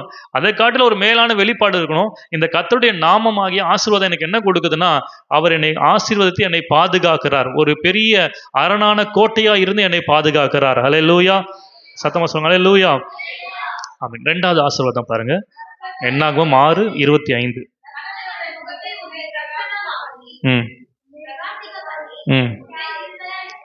கர்த்தர் தம்முடைய முகத்தை உன்மேல் பிரகாசிக்க பண்ணி உன்மேல் கிருபையா இருக்க கடவர். ரெண்டாவது ஆசீர்வாதம் பாருங்க, கர்த்தர் தம்முடைய முகத்தை நம்ம மேல என்ன பண்றாரா, பிரகாசிக்க பண்றார். இப்போ ஒரு குழந்தைய நான் இப்படி தூக்கி இப்படி வைக்கிறேன்னு வச்சுக்கோங்க, என்னுடைய முகம் அந்த குழந்தை மேல என்ன பண்ணுது, பிரகாசிக்குது. இப்போ அந்த குழந்தைய பார்த்து நான் சிரிச்சேன்னா அந்த குழந்தை என்ன பண்ணும், சிரிக்கும். நான் சிரிக்கும் ஓய் அப்படின்னு சொல்லி ரொம்ப ஃபேஸை கடினமாக வச்சுட்டு கத்துனேன்னு வச்சுக்கோங்க, அந்த குழந்தை என்ன பண்ண ஆரம்பிச்சிடும், அழ ஆரம்பிச்சிடும். அப்போது என் ஃபேஸை பார்க்கும்போது நான் எப்படி ரியாக்ட் பண்ணுறனோ அதன்படியான ஆளு நான் அப்படின்றத அந்த குழந்தை என்ன பண்ணிக்கும், புரிஞ்சுக்கும். இவர் ரொம்ப ஸ்ட்ரிக்ட் ஆஃபீஸர் போலையே அப்படின்னு என்ன பண்ணும், நான் கத்துனேன்னா நினைக்கும். நான் சிரிச்சுக்கிட்டேன்னா இவர் ரொம்ப நல்லவருப்பா அப்படின்னு சொல்லி யார்கிட்டையும் போகாத குழந்தை கூட நம்மக்கிட்ட என்ன பண்ணும், வரும். இது எதனாலும் நம்முடைய முகத்தை பார்க்கறதுனால அது என்ன பண்ணுது, நம்புது. இப்போ நம்முடைய ஆண்டோடைய முகத்தை பார்த்தா உங்களுக்கு என்ன தெரியும்? ஆண்டோடைய முகத்தை உங்க மேல் பிரகாசிக்க பண்றாருன்னு சொல்றாரு. ஆண்டோடைய முகத்தை பார்க்கும்போது உங்களுக்கு என்ன தெரிய வரணும் அப்படின்னு சொன்னா, பீலியாம் 3 கண்டுபிடிச்சான். அது என்ன அப்படின்னு சொன்னா 24ஆம் அதிகாரம் 1ஆம் வசனம். என்னாகும் 24:1 நான் வாசிக்கும் போது, இஸ்ரவேலை ஆசீர்வதிப்பதே கர்த்தருக்கு பிரியம் என்று பீலியாம் கண்டபோது, அவன் பார்க்கறான், ஆண்டவரை பார்க்கும்போது அவன் ஒரு காரியத்தை அவருடைய முகத்துல இருந்து கண்டுபிடிக்கிறான். இவருடைய பிரியம் என்னன்னா இஸ்ரவேலை ஆசீர்வதிக்கிறதே இவருடைய பிரியம். அல்லேலூயா. ஆமென். ஆகவே அவருடைய முகத்தை பிரகாசிக்க பண்ணி என்ன செய்கிறார்னா, உன்மேல் கிருபையாய் இருக்க கடவர். என்ன செய்யறாரா, நம்ம மேல கிருபையா இருக்கிறார். இதே மாதிரி ஒரு வார்த்தையை நீங்க ஆதியாகமத்தின் புஸ்தகம் 43ஆம் அதிகாரத்துல 29ஆம் வசனத்தை நீங்க வாசிக்கும் பொழுது, யோசேப்பு தன்னுடைய சகோதரனாகிய பென்யமீனை குறித்து சொல்லும்போது சொல்றாரு, தன் தாய் பெற்ற குமாரனாகிய பென்யமீனை கண்டு, நீங்கள் எனக்கு சொன்ன உங்கள் இளைய சகோதரன் இவன்தானா என்று கேட்டு, மகனே, தேவன் உனக்கு கிருபை செய்ய கடவர். அல்லேலூயா. சத்தமா சொல்லுங்க அல்லேலூயா. ஆமென். நம்ம எல்லாருக்கும் தெரியும், போன 2-3 வாரத்துக்கு முன்னாடி சொல்லியிருந்தேன், யோசேப்பு யாருக்கு அடையாளமா இருக்கிறாரு? இயேசு கிறிஸ்து. பென்யமீன் யாருக்கு அடையாளமா இருக்கிறாரு? உங்களுக்கும் எனக்கும் அடையாளமா இருக்கிறது யாரு? பென்யமீன். அப்ப பாருங்க, பென்யமீனை பார்த்து யோசேப்பு சொல்றார், கர்த்தர் உனக்கு, தேவன் உனக்கு கிருபை செய்ய கடவர். இதுதான் 2வது ஆசீர்வாதம். கர்த்தர் தம்முடைய முகத்தை நம்ம மேல் பிரகாசிக்க பண்ணி நம்ம மேல கிருபையா இருக்கிறார். இந்த கிருபை என்ன செய்யுது அப்படின்னு சொன்னா, ஒரு கூட்ட மக்களுக்கு நடுவே நம்மை பிரித்தெடுத்து நம்மை அவர்களை காட்டிலும் மேன்மையானவர்களாக நம்மை மாற்றுகிறது. அல்லேலூயா. அவங்க சொன்னாங்க இல்லையா, மற்ற சகோதரர்களுக்கு போட்ட சாப்பாடை காட்டிலும் எல்லாவற்றிலும் இவனுக்கு 5 மடங்கு அதிகமா என்ன பண்ணாங்களாம்? கொடுத்தாங்க. இது எதனால நடக்குதுன்னா, கர்த்தர் தம்முடைய கிருபைய இந்த பென்யன் மேல கிருபையா இருந்ததுனால தான் இவனுக்கு மற்றவர்களை விட அதிகமான ஆசீர்வாதத்தை அவன் தன்னுடைய வாழ்க்கையில அனுபவித்தான். அல்லேலூயா. நான் சொல்றேன், இன்னைக்கு நீங்க இருக்கிற இடத்துல, வேலை செய்கிற இடங்கள்ல ஒரு நூற்றுக்கணக்கான மக்கள் மத்தியில நீங்க வேலை செய்து கொண்டிருக்கலாம், நூற்றுக்கணக்கான மக்கள் மத்தியில நீங்க வாழ்ந்து கொண்டிருக்கலாம். இவர்கள் எல்லாரையும் தாண்டி உங்கள் ஒருவரை மாத்திரம் சிங்கிள் அவுட் பண்ணி அந்த இடத்துல இருந்து எடுத்து உங்களை மேன்மைப்படுத்துவது எது என்று சொன்னால், கர்த்தருடைய முகத்திலிருந்து உங்களுக்கு கிடைக்கிற அவருடைய கிருபை. அல்லேலூயா. மனிதர்கள் உங்களை புறக்கணித்திருக்கலாம், ஜனங்கள் உங்களை புறக்கணித்திருக்கலாம், ஆனா ஆண்டவர் ஒருவன் மேல தம்முடைய கிருபை வைப்பார் என்று சொன்னால், மனிதர்களால புறக்கணிக்கப்பட்ட அவர்களை எடுத்து சமுதாயத்திலே உயர்த்துகிறதுக்கு அவர் போதுமானவராய் இருக்கிறார். அல்லேலூயா. யோசேப்பு பாருங்க, தன்னுடைய சகோதரர்களால புறக்கணிக்கப்பட்டவன், வேண்டாம் என்று சொல்லி ஒதுக்கப்பட்டவன். ஆனால் அவர்களே, அந்த சகோதரர்களே இந்த யோசேப்புக்கு முன்பாக வணங்கும்படியாக கர்த்தர் காரியங்களை மாறுதலாய் முடிய பண்ணினார். அல்லேலூயா. தாவீது தன்னுடைய தகப்பனால மறக்கப்பட்டவன். சாமுவேல் தீர்க்கதரிசி அபிஷேகம் பண்ண வரும்போது அவங்க அப்பா எல்லாரையும் காமிக்கிறாரு. சாமுவேல் தீர்க்கதரிசி கேட்கறான், இவ்வளவுதானா, வேற யாராச்சும் இருக்காங்க? அப்பதான் அப்பாவுக்கு ஞாபகம் வருது, இளையவன் ஒருவன் இருக்கான், அவன் என்ன பண்ணிட்டு இருக்கான்? ஆடு மேய்த்து கொண்டிருக்கிறான். அப்போ தன்னுடைய பெற்றோரால மறக்கப்பட்டவன், ஆனா அவனை தான் கர்த்தர் எடுத்து தம்முடைய கிருபையை அவன் மேல கொடுத்து கர்த்தர் ஒரு பெரிய ராஜாவாய் அவனை அபிஷேகம் பண்ணினார். அல்லேலூயா. ஆமென். இன்றைக்கு இந்த காலவெளியில நீங்க இருக்கிற இடத்துல நீங்கள் மறக்கப்பட்ட நிலைமையில இருக்கலாம். நீங்க யாருமே என்னை கண்டுக்கல, யாருமே என்னை விசாரிக்கல அப்படின்ற நிலைமையில இருக்கலாம். ஆனா கர்த்தர் தம்முடைய முகத்தை உங்கள் மேல பிரகாசிக்க பண்ணுவார் என்று சொன்னால், எத்தனை கோடி பேர் இருந்தாலும் சரி, கர்த்தர் உங்களுக்காக தனிப்பட்ட முறையில இறங்கி வந்து உங்களை உயர்த்தி வைக்க போதுமானவராய் இருக்கிறார். அல்லேலூயா. ஆமென். பாருங்க, இந்த ஆசீர்வாதம் சாதாரணமான ஒரு ஆசீர்வாதம் இல்லை. பாருங்க, கர்த்தருடைய ஆசீர்வாதம் யார் மேலெல்லாம் இருக்கோ அவங்களாம் கர்த்தர் தனித்துவமா காண்பிக்க உண்மையுள்ளவராக இருக்கிறார். அதனால்தான் ஷாத்ராக், மேஷாக், ஆபேத்நேகோ, இந்த தானியேல் இவங்க வாழ்க்கையெல்லாம் பார்த்தீங்கன்னா, இவங்கெல்லாம் மற்றவங்களை விட 10 மடங்கு எப்படி இருந்தாங்களாம்? சம்மத்தரா இருந்தாங்க.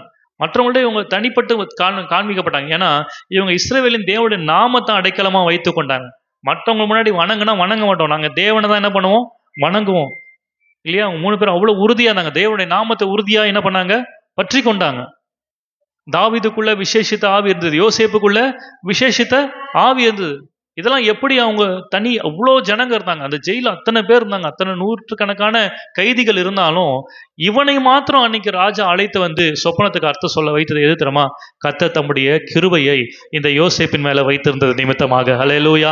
நான் சொல்றேன், இன்னைக்கு நீங்க வேலை செய்யற இடமோ, நீங்க இருக்கிற இடமோ, எதுவா இருந்தாலும் சரி, கர்த்தருடைய கிருபை என் மேல இருக்கிறதுங்கிறத அந்த அவேர்னஸ், அந்த கான்சியஸ்னஸ் உங்களுக்கு இருக்கும்போது, நீங்கள் எதிர்பாராத நேரத்துல பாருங்க இல்லையா, அன்னைக்கு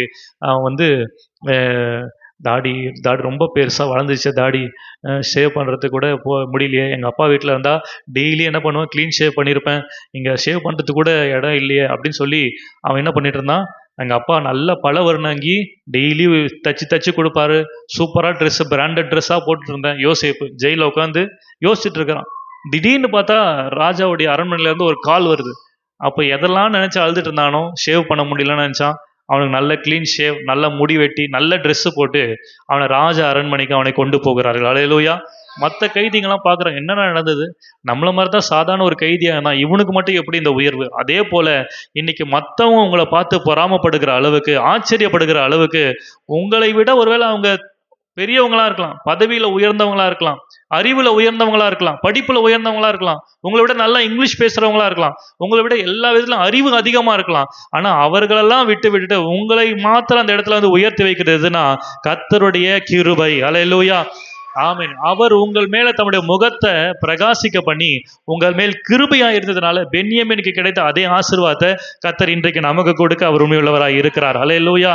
ஆக 91 சங்கீதத்துல வாசிக்கிறோம், அவன் என்னிடத்தில் வாஞ்சியா இருக்கிறபடியால் விடுவிப்பேன்னு சொல்லிட்டு சொல்றாரு. என் நாமத்தை அவன் அறிந்திருக்கிறபடினால உயர்ந்த அடைக்கலத்துல வைப்பேன். அல்லேலூயா. மறுபடியும் அந்த கொஸ்டினை கேட்கிறேன், எத்தனை பேர் தேவனுடைய நாமத்தை அறிந்திருக்கிறீங்க? யெகோவா ராஃபா, யெகோவா ரூவான்னு சொன்னவங்களாம் இன்னும் உயர்ந்த அடைக்கலத்துக்கு போன மாதிரி தெரியலையே. நான் ஆண்டவர் நாமத்தை, அவர் இயேசு அற்புதமானவர், அதிசயமானவர் அப்படிலாம் அறிஞ்சு வச்சிருக்கேன். இன்னும் உயர்ந்த அடைக்கலத்துக்கு போலனா நம்ம அறிய வேண்டிய பிரகாரம் என்ன பண்ணல, அறியலை. இன்னைக்கு நீங்க என்ன அறிந்து கொள்றீங்கன்னா, கர்த்தருடைய நாமம் எப்படிப்பட்டதுன்னா, அவர் தம்முடைய முகத்தை என் மேல் பிரகாசிக்க பண்ணதுனால, என் மேல கிருபையா இருக்கிறதுனால, எத்தனை பேர் இருந்தாலும் அவர்கள் நடுவில் நான் அவருடைய நாமத்தை, என்னை உயர்த்துகிறவர், என் மேல் கிருபையா இருக்கிறவர் என்று அறிந்திருக்கிறதுனால என்னை உயர்ந்த அடைக்கலத்துல வைக்க உண்மை உள்ளவராக இருக்கிறார். அல்லேலூயா, ஆமென். அந்த அறிவு, அந்த கான்சியஸ்னஸ் எப்பவுமே இருக்கணும். ஏதோ சர்ச்சுக்கு வரும்போது மட்டும் அதை யோசிக்க கூடாது. நீங்க வீட்டில் இருக்கும் போதெல்லாம் நீங்க அதில் தான் ஆண்டவர் என் மேல கிருபையா இருக்கிறார். எப்பவுமே ஆண்டவர் என் மேல கிருபையா இருக்கார். எப்பவுமே ஆண்டவர் என்ன பார்க்கும்போது, நீங்க ஆண்டவரை பார்க்கும்போது உங்களுக்கு என்ன தெரியும்னா, இஸ்ரவேல அந்த இடத்துல உங்க பேரை போட்டுக்கணும். என்னை ஆசீர்வதிப்பதே அவருக்கு பிரியம். அவர் ஆசீர்வாதம் என்னன்னா, என்னை எல்லாரும் ஒரு கூட்ட ஜனங்கள் நடுவில் என்னை பிரித்தெடுத்து அவர்கள் நடுவில் என்னை மேன்மைப்படுத்துவது அவருடைய கிருபை. அல்லேலூயா, ஆமென். ஆகவே இது 2வது ஆசீர்வாதம். 3வது ஆசீர்வாதம், நேரம் கடந்து போகிற 3வது ஆசீர்வாதத்தை வாசிங்க. 26ஆம் வசனம். கர்த்தர் தம்முடைய முகத்தை உன்மேல் பிரசன்னமாக்கி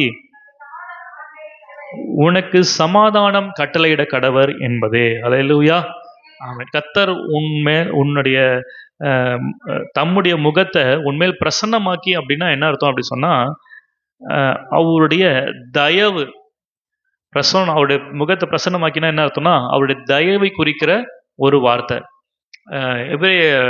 எபிரேய மொழியில பிரசன்னம், பிரசன்ஸ் அப்படின்ற வார்த்தைக்கு ஒரு வார்த்தையே கிடையாது. ஆகவே அந்த பிரசன்னம், இந்த பிரசன்ஸ் அதெல்லாம் எங்க வருதோ அங்கெல்லாம் முகத்துக்கு என்ன வார்த்தையை யூஸ் பண்றாங்களோ அந்த வார்த்தையை தான் எபிரேய மொழியில பிரசன்ஸுக்கும் இந்த பிரசன்னத்துக்கும் அவங்க உபயோகப்படுத்துறாங்க. அது இங்க பாருங்க, அவருடைய முகத்தை என் மேல பிரகாசிக்க பண்றாருன்னா என்ன அர்த்தம் அப்படின்னு சொன்னா, வேதத்தை எடுத்து வாசிங்க. 80ஆம் சங்கீதம் 3ஆம் வசனத்தை வாசிக்கும் பொழுது, தேவனே எங்களை திருப்பி கொண்டு வாரும், உமது முகத்தை பிரகாசிக்க பண்ணும், அப்பொழுது ரட்சிக்கப்படுவோம். அல்லேலூயா. யார் ஒருவர் மேல தேவனுடைய முகம் பிரகாசிக்குதோ அவங்களுடைய குடும்பங்கள்ல, அவங்களுடைய வீடுகள்ல, தனிப்பட்ட வாழ்க்கையில தேவன் தம்முடைய ரட்சிப்பை வெளிப்படுத்த போதுமானவராக இருக்கிறார். அல்லேலூயா, ஆமென். இந்த 3வது ஆசீர்வாதம் தேவனுடைய ரட்சிப்பை நம்முடைய வாழ்க்கையில கொண்டு வருகிறதா இருக்குது. அந்த தேவனுடைய ரட்சிப்பு, அதோடைய தயவு எப்படிப்பட்டதா இருக்கும் அப்படின்னு சொன்னா, நீங்க ஈசாக்குடைய வாழ்க்கையை நீங்க எடுத்து பார்க்கும்போது, ஈசாக்கு தன்னுடைய தகப்பனாகிய ஆபிரகாம் தூர்த்து போட்ட இந்த கிணறுகளெல்லாம் ஒன்றன் பின் ஒன்றாக என்ன பண்றாரு, அவர் மறுபடியும் போய் தோன்றாரு. அப்போ ஒரு இடத்துல தோன்றும் போது அங்க இருக்கிற ஜனங்கள் அவனுக்கு விரோதமா என்ன பண்ணாங்க, வாக்குவாதம் பண்ணாங்க. முதல் கிணறுக்கு என்ன பேர் வச்சான், ஏசேக்கு. 2வது சித்தனா. ஆனா 3வது ஒரு கிணறு போய் அவன் தோன்றான். அங்க பாருங்க, அங்க என்ன நடந்தது அப்படின்னு சொன்னா, அந்த இடத்துல அவங்க என்ன பண்றாங்க, ஒருவரும் அவனோடு கூட என்ன பண்ணல, வாக்குவாதம் பண்ணவில்லை. அல்லேலூயா. 26ஆம் அதிகாரம் 22ஆம் வசனத்தை வாசிங்க. பின்பு அவ்விடம் விட்டு பெயர்ந்து போய் வேறொரு துறவை வெட்டினான், வாக்குவாதம் பண்ணவில்லை. நாம் தேசத்தில் பழுகும்படி இப்பொழுது கர்த்தர் நமக்கு இடம் உண்டாக்கினார் என்று சொல்லி அதற்கு ரெகபோத் என்று என்ன பண்ணானா, பெயரிட்டான். பாருங்க 24ஆம் வசனம். அன்ற ராத்திரியிலே கர்த்தர் அவனுக்கு தரிசனமாகி, நான் உன் தகப்பனாகிய ஆபிரகாமுடைய தேவன், பயப்படாதே, நான் உன்னோடு கூட இருந்து என் ஊழியக்காரனாகிய ஆபிரகாம் நிமித்தம் உன்னை ஆசீர்வதித்து உன்னை சந்ததியை என்ன பண்ணுவேன், பெருக பண்ணுவேன் என்று சொன்னான். இங்க ஆசீர்வாதம் வந்த உடனே அடுத்த வசனம் சொல்லு, 25ஆம் வசனத்துல, அங்கே அவன் ஒரு பலிபீடத்தை கட்டி கர்த்தரை தொழுது கொண்டான், இல்ல கர்த்தருடைய நாமத்தை தொழுது கொண்டான். அல்லேலூயா. பாருங்க, 3வது, எப்பெல்லாம் கர்த்தருடைய ஆசீர்வாதமான வாக்குத்தமான வார்த்தைகள் உங்களுக்கு நேராக கடந்து வருதோ அதெல்லாம் நீங்க கர்த்தருடைய நாமமாக எடுத்துக்கொள்ள வேண்டும். அந்த நாமத்தை நீங்க தொழுது கொள்கிறவளாய் இருக்க வேண்டும். இதை தான் அந்த இடத்துல ஈசாக்கு செய்தான். அங்க ஆசீர்வாதம் சொல்லப்பட்ட உடனே அந்த இடத்துல ஒரு பலிபீடத்தை கட்டி அந்த ஆசீர்வாதத்தை தொழுது கொண்டான், இல்லை அதை கர்த்தருடைய நாமமாக கருதி அங்கே கர்த்தருடைய நாமத்தை அவன் தொழுது கொண்டான். அல்லேலூயா. அப்படி தொழுது கொண்டதுனால என்ன நடந்தது தெரியுமா? அதே அதிகாரத்துல 28ஆம் வசனம் சொல்லுகிறது, யாரெல்லாம் இதற்கு முந்தின வசனங்கள்ல அவனுக்கு எதிர்ப்பு தெரிவித்தார்களோ அவர்கள் எல்லாரும் வந்து சொன்னாங்க, நிச்சயமாய் கர்த்தர் உன்னோடே கூட இருக்கிறார் என்று கண்டோம், ஆகையால் எங்களுக்கு உமக்கும் ஒரு ஆணை உண்டாக வேண்டும். அல்லேலூயா, ஆமென். தேவன் யார் மேல தம்முடைய முகத்தை பிரசன்னமாக்கி அவருடைய சமாதானத்தை அவர்களுக்கு கட்டளையிட்டு இருக்கிறாரோ, முகத்தை பிரசன்னமாக்கி இருக்கிறாரோ, அவர்களுக்கு சமாதானத்தை எப்படி திரும்ப கட்டளையிடுகிறார்? யாரெல்லாம் சமாதானத்தை இழந்து நம்மோடு சண்டையிட்டு எதிரிகளாய் மாறினார்களோ, அப்படிப்பட்ட எதிரிகளும் நம்மோடு கூட சமாதானமாகும்படியா கர்த்தர் செய்வார். ஹல்லேலூயா. இன்றைக்கு அதை விசுவாசிங்க. என் வாழ்க்கையில என்னை விட்டு பிரிந்து போனவர்கள், என்னோடு கூட சண்டையிட்டவங்க, என்னோடு கூட போராடினவங்க, இவங்கெல்லாம் என்னோடு கூட சமாதானமாக போறாங்க. எப்படி சமாதானமாவாங்கன்னா, கர்த்தர் உம்மோடு கூட இருக்கிறார் என்பதை கண்டு என்னோடு கூட என்ன பண்ண போறாங்க? சமாதானமாக போறாங்க. எத்தனை பேர் விசுவாசிக்கிறீங்க? ஆமென். இது நடக்கும். நீங்க விசுவாசித்தீங்கன்னா நடக்கும். இந்த 3 வசனங்களை இது வரைக்கும் நம்ம தியானித்தோம். முதலாவது வசனம் வாசித்தோம், கர்த்தர் உன்னை ஆசீர்வதித்து உன்னை காக்க. அப்புறம் கர்த்தர் தம்முடைய முகத்தை உன்மேல் பிரகாசிக்க பண்ணி உன்மேல் கிருபையா இருக்க கடவர். 3வது, கர்த்தர் தம்முடைய முகத்தை உன்மேல் பிரசன்னமாக்கி உனக்கு சமாதானம் கட்டளையிட கடவர். இந்த 3 விதமான ஆசீர்வாதங்களை கர்த்தருடைய நாமமாக நீங்கள் அறிந்து வைத்திருப்பீங்கன்னு சொன்னா, இதுவரைக்கும் நீங்க கேட்ட அத்தனை ஆசீர்வாதங்களும் உங்களுடைய வாழ்க்கையில ஆக்டிவேட் ஆகும். அல்லேலூயா, செயல்படும். இன்னொரு முக்கியமான ஒரு வார்த்தையும் சொல்ல விரும்புகிறேன். அது என்ன அப்படின்னு சொன்னா, இப்போ இந்த வார்த்தையை கேட்டதுனால தான் புதுசா ஆண்டவர் உங்களை ஆசீர்வதிக்க போறதில்ல. ஏற்கனவே ஆண்டவர் நம்மை ஆசீர்வதித்து இருக்கிறார். எபேசியர்ல நம்ம வாசிக்கிறோம். இன்னைக்கு நான் பிரசங்கம் பண்ணி வெளிப்பாடா உங்களுக்கு என்ன சொல்றேன்? வெளிப்பாடுனா என்ன அர்த்தம்? மூடி கிடந்ததை திறந்து காமிக்கிறதுக்கு பேர் தான் என்னது? ரிவீல் பண்றேன். ஒன்றும் தெரியாமல் இருந்தது உங்களுக்கு இப்போ ரிவீல் பண்றது ரெவலேஷன். ரிவீல் பண்றதுக்கு பேரு ரிவீலேஷன், ரெவலேஷன். ஓகேவா?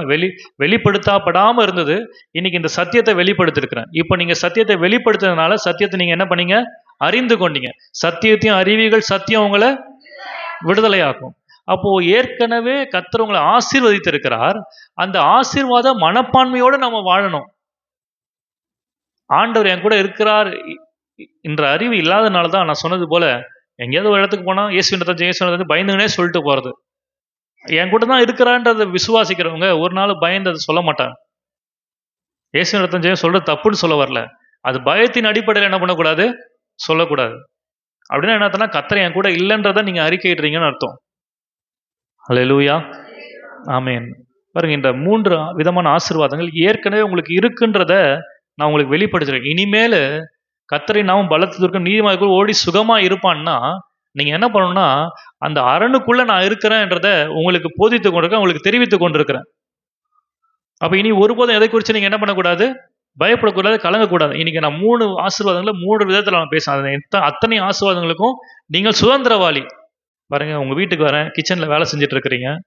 நீங்க வேலை செஞ்சுட்டு இருக்கும்போது 2 நாளைக்கு முன்னாடி நீங்க தக்காளி வெட்டுறதுக்கு வச்சிருந்த கத்திய ஒரு ஷெல்ஃப்ல வச்சுட்டீங்க. ஷெல்ஃப்ல வச்சது என்ன பண்ணிட்டீங்க? மறந்துட்டீங்க. அடுத்த 2 நாள் கத்தி இல்லாதனால தக்காளி என்ன பண்ணிருக்கிறீங்க? வெட்ட முடியாம கையில நசுக்கியே என்ன பண்ணிருக்கிறீங்க? போட்டு சமைச்சிருக்கிறீங்க. 2 நாள் கழிச்சு நான் வரேன். நான் என்ன சிஸ்டர், தக்காளிய கத்தியில வெட்டாம நசுக்கி போட்டுட்டு இருக்கீங்களா அப்படின்னா, இல்லை கத்தி வச்சிருந்தேன், அது எங்கேயோ போயிடுச்சு, காணோம் அப்படின்னு சொல்லும்போது நான் என்ன பண்றேன்னா, அந்த ஷெல்ஃபை பார்க்குறேன். என் கண்ணுக்கு என்ன தெரியுது? கத்தி. இங்க இருக்கு பாருங்க, இங்க வச்சிருக்கிறீங்க கத்தி அப்படின்னா, ரொம்ப நன்றி பிரதர் அப்படி சொல்லிட்டு திருப்பி நான் போயிட்ட அப்புறம் திருப்பி நீங்க கத்தி கையிலேயே வச்சு இது பண்ணி போடுவீங்க. நான் காண்பித்து கொடுத்து அந்த கத்தியை எடுத்து என்ன பண்ணுவீங்க? அடுத்த நாள்ல இருந்து வெட்ட ஆரம்பிக்கும். அது போலதான் நான் அவங்க கத்தி இல்லாததுனால அவங்க கையில நசுக்கல, கத்தி இருந்துச்சு, ஆனா எங்க வச்சேன்னு என்ன பண்ணிட்டாங்க? மறந்து போயிட்டாங்க. அது போலதான் ஆண்டு ஏற்கனவே உங்களை ஆசீர்வதிச்சிருக்கிறாரு, அது தெரியாததுனாலதான் இன்னும் இன்னைக்கு நம்ம இப்படிப்பட்ட ஒரு தரித்திரமான நிலைமையில என்ன பண்ணிட்டு இருக்கிறோம்? வாழ்ந்து கொண்டிருக்கிறோம். கர்த்தர் என்னை ஆசீர்வதித்திருக்கிறார், ஏற்ற காலத்துல உயர்த்துவார். அது வரைக்கும் அவருடைய பலத்த கரத்துக்குள், அந்த ஸ்ட்ராங் டவருக்குள்ள நான் என்ன இருக்கிறேன்? அடங்கி இருக்கிறேன். அல்லேலூயா, ஆமென். இது கர்த்தருடைய நாமம். இந்த நாமத்துக்குள்ள நான் ஒளிந்து கொள்ளும் போதுதான் கர்த்தர் என்னை சுகமாய் இருக்க பண்ணுவார். அல்லேலூயா, ஆமென். சரி, இந்த செய்தியை முடிக்கிறேன். ஆனா ஒரே ஒரு காரியத்தை சொல்லி முடிக்க விரும்புகிறேன். அது என்ன அப்படின்னு சொன்னா, நம்ம எல்லாருக்கும் தெரியும், ரூத்தோடைய சரித்திரத்தை நான் பேசிட்டு இருக்கிறேன். மகளே, உனக்கு வேண்டியபடியெல்லாம் செய்வேன்ற வார்த்தைய போவாசுடைய வாயிலிருந்து ரூத் பெற்றுக்கொள்வதற்கு மிக முக்கியமான காரணம் என்ன தெரியுமா? இந்த போவாசி சொல்றான், நீ இஸ்ரவேலின் தேவனாகிய செட்டைகளின் கீழே அடைக்கலமாய் வந்தபடினாலே அவராலே நிறைவான பலன் உனக்கு கிடைப்பதாக. அல்லேலூயா, காணியாட்சிக்கு வெளியே இருந்தா இந்த ரூத். ஆனா என்றைக்கு இஸ்ரவேலின் தேவனுக்கு கீழே அடைக்கலமாய் வந்து விட்டாலோ, அந்த நாமத்திற்குள்ள அடைக்கலமாய் வந்து விட்டாலோ, அந்த நகோமி சொன்னா, நீ சுகமா இருக்கணும், நீ சுகமா இருக்கணும். அந்த சுக வாழ்வை பெற்று கொடுத்தது எது தெரியுமா? அந்த கர்த்தருடைய நாமத்துக்குள்ள அவள் அடைக்கலமாய் வந்து விட்டாள். அல்லேலூயா. இன்றைக்கு நாமும் நம்முடைய எண்ணங்களிலே அடைக்கலமாய் வந்து விடலாம். வெளியே போனாலும் என்னை சுற்றிலும் கர்த்தருடைய பாதுகாப்பு ஒரு வெயிட் லைட்டை போல, ஒரு வெளிச்சத்தை போல சுற்றிலும் இருக்குது. நான் எங்க போனாலும் அந்த எத்தனை பேர் இருந்தாலும் அவர்கள் நடுவில் கர்த்தர் என்னை மேன்மைப்படுத்துவார். ஏன்னா கர்த்தர் என் மேல எப்படி இருக்கிறாரு? கிருபையா இருக்கிறார். எந்த இடத்துல போனாலும் எல்லாரும் என் கூட என்ன ஆவாங்க? சமாதானம் ஆவாங்க. ஏன்னா இதுதான் கர்த்தருடைய நாமம். இந்த கர்த்தருடைய நாமத்தினால நான் ஆசீர்வதிக்கப்பட்டிருக்கிறேன், ஏற்கனவே ஆசீர்வதிக்கப்பட்டிருக்கிறேன்.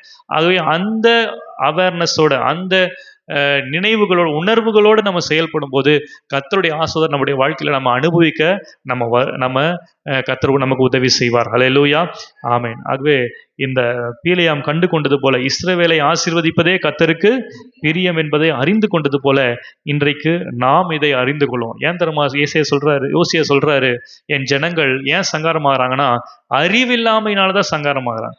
எல்லாம் இருக்குது, ஆனாலும் ஏன் சங்காரம் இருக்குன்னா, இந்த கர்த்தருடைய நாமத்தை குறித்த சில சத்தியங்களை குறித்த அறிவு இல்லாதனால என்ன ஆகுறாங்க? சங்காரமாக. ஏசாயாவும் அதை தான் சொல்றாரு, இஸ்ரவேலோ அறிவில்லாமல், என் ஜனம் உணர்வில்லாமல் இருக்கிறது. மாடு தன் எஜமான, கழுத தன் ஆண்டவனை முன்னணிய அறியுது, ஆனா என் ஜனமோ அறிவில்லாம, என் ஜனம் உணர்வில்லாம இருக்கு. இந்த ரெண்டு தான் பேசிட்டு இருக்கேன். அறிவு, கர்த்தருடைய நாமத்தை அறிந்து கொள்ளுங்க. உணர்வு, அந்த உணர்வுல நீங்க செயல்படுங்க. கர்த்தர் என்னை ஆசீர்வதித்து இருக்கிறார், இனிமே ஆஸ்வதிக்க போறாருல. யாராவது ஊழியக்கார தலையில கை வச்சு ஜோம் பண்ணி ஆசீர்வாதத்தை பெற்றுக்கொள்ள வேண்டியது அவசியம் இல்லை. ஏற்கனவே கர்த்தர் என்னை ஆசீர்வதித்து அவர் எனக்குள்ளவே வாழ்ந்து கொண்டிருக்கிறார். அல்லேலூயா.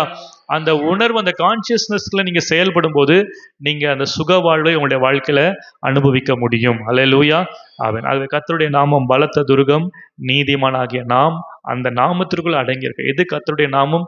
இனி ஒவ்வொரு முறையும் நீங்க இந்த பழைய ஏற்பாட்டை வாசிக்கும் போது கர்த்தருடைய ஆசீர்வாதம் இதெல்லாம் நீங்க வாசிக்கும் போது உங்களுக்கு என்ன தெரியணும், அல்லது கர்த்தருடைய நாமம் அதெல்லாம் வாசிக்கும் போது நீங்க ரெஃபரன்ஸ்க்கு இந்த என்னாகும் 6ஆம் அதிகாரத்தை நீங்க தியானித்து பார்க்கும்போது அது சரியாக பொருந்தி வருகிறத நீங்க பார்க்க முடியும். அங்கதான் வாசிக்கிறோம், என் நாமம் தரிக்கப்பட்ட என் ஜனங்கள். என் நாமம் தரிக்கப்பட்ட என் ஜனங்கள்னா எப்படி தரிச்சாரு? பழைய ஏற்பாட்டுல ஆசாரியன் மூலமாய் அந்த ஆசீர்வாதத்தை சொல்லி என் நாமத்தை அவங்க மேல கூர்னதுனால அந்த கூறப்பட்ட நாமத்தை அவங்க என்ன பண்ணாங்களாம்? ஒரு ஆயுதமா என்ன பண்ணாங்க? ஆசீர்வாதத்தை தரித்து கொண்டாங்க. தாவீதை நீங்க பார்த்தது போல சவுல் சொல்ற, இந்த ட்ரெஸ் எல்லாம் போட்டு போய் சண்டை போடுப்பா. ஆனா அவன் அந்த ட்ரெஸ்ஸை நம்பல. அதற்கு மேல ஆசிரியர்கள் அவன் மேல கூறின கர்த்தரின் நாமத்தை அவன் உடையாக தரித்து கொண்டதுனாலதான் தைரியமாய் அந்த யுத்தத்துல ஜெயம் எடுத்தான். அல்லேலூயா. இன்றைக்கு நான் சொல்றேன், இன்றைக்கு இந்த சத்தியம் உங்களுடைய எண்ணங்களை மறுரூபமாக்கும் போது நிச்சயமா நீங்களும் கர்த்தருடைய ஆசீர்வாதத்துல நடப்பீங்க, நீங்களும் சுக வாழ்வில உங்களுடைய வாழ்க்கையில நடப்பீங்க என்பதுல எந்த சந்தேகமும் இல்லை. அல்லேலூயா. அவன் கர்த்தர் இந்த வார்த்தையின்படியே நம்மை ஆசீர்வதிக்கும்படியாக நம்ம எல்லாம் இந்த வார்த்தைக்கு அர்ப்பணிக்கலாம். இல்லாத கடன்களை முழங்கால் படிடுவோம்.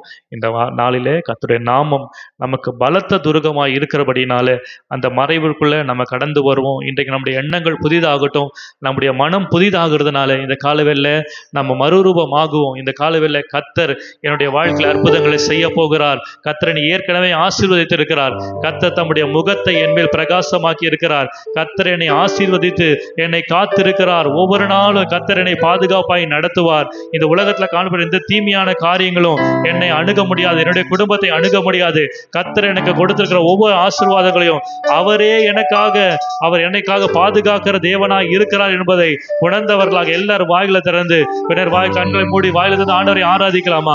ஆண்டவரே, நாங்கள் உமக்கு நன்றி செலுத்துகிறோம், நாங்கள் உமக்கு நன்றி செலுத்துகிறோம், நாங்கள் உமக்கு நன்றி செலுத்துகிறோம், நாங்கள் உமக்கு நன்றி செலுத்துகிறோம் ராஜா.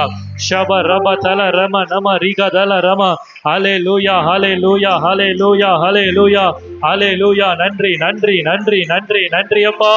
நாங்களும் துதிக்கிறோம், நாங்களும் துதிக்கிறோம், நாங்களும் துதிக்கிறோம் ராஜா.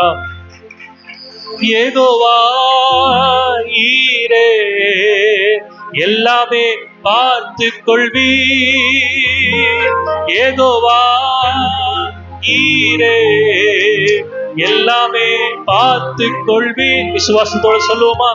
கலங்கலப்பா நாங்க கலங்கலப்பா, கலங்கலப்பா தாங்க கலங்கலப்பா. கர்த்தர் நாமம் என் புகலிடமே, கருத்தோடு துதித்திடுவே.